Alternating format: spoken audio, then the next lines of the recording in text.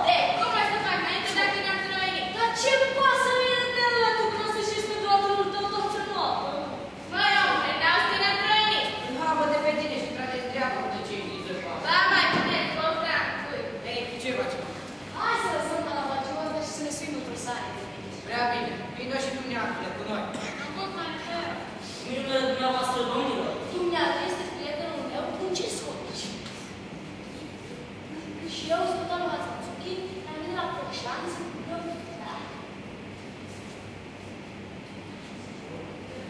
Ei, zic cu ce nu știu de la tata și Mișel. Ha, repede mi luași pe biletul de urmat, nene. Nu, bă, voiam nu mi-am dat să se satură. Dar ea lasă vorba asta, să venim mai tare. Asta îmi place din Porșanț, nu ne pus în masă. Dacă puneam mâna ispravă pe noi, ne prindea pe prea rău. Vrei să zici la pușcărie? Și asta mi-e pricină dacă ești poșta să te prinde cuța în sac. Ce pisică în sac, nene? Vina mea e dacă se găsit alt cartofor mai țeapă decât mine și m-am văzut până că am răspărit de demersul cărții. În sfârșit, ce a fost acolo? Am scăpat de acolo, unde rămâne să ne muzim cu câteva vreme, să facem un pijama. De aceea trebuie să le prefacem, să le mai lungim. Tu te chimatează înainte din gestul și nu ghicesc. Ei, și apoi, despre trai, cum o să ducem? Că numai vezi tu și povrici pe spate. Despre trai, vezi o poveste sănul nostru, că se dea stresul și aveam mai bine de ea. Ca povestea unei polițe, viața îmi stă de la început până la sfârșit. Și nu iau un masă de viață. Tot nu știi școlii să plătarisești la vreme și să găsești câteva mărunuri. Îți place? Prea bine, dar dacă ai goană de fante? Fură, dar deja și faci lucruri să eu. Of, în vin istericalii grecești, am alergat prin toate crâșmele și surucii tufă. Of, Veniacă, nu te tulbura, că iată dragă stări. Cum să nu mă tulbura, Ristițu, dragă, dacă ne-a lăsat în mijlocul drumului? Ce o să facem acum? O, Veniacă, cu două fete, dar ține de mântele care ce se vrea. De trebuliță, are ce stos. Și niciun creștin care să ne fie întrajutor. Un bărbat, iată, mi sporuncă.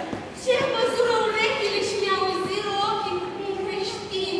Doi creștini cu goană, că și eu face ea.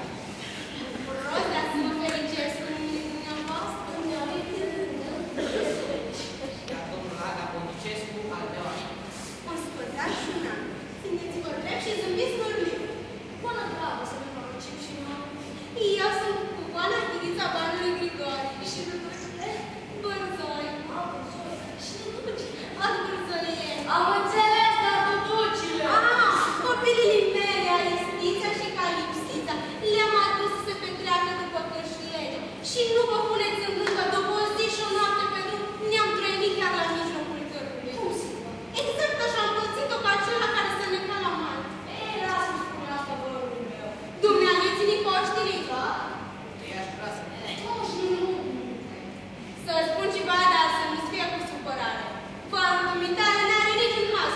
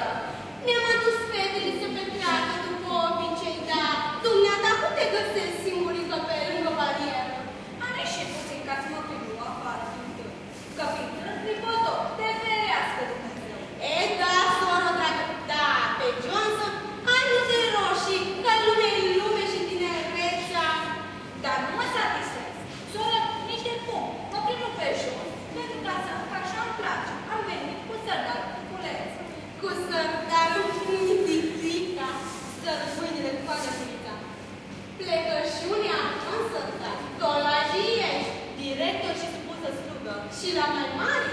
Amin. Dar unde se duce? Da, chiar unde? Ha, ha, ha, pe mine mă întreb.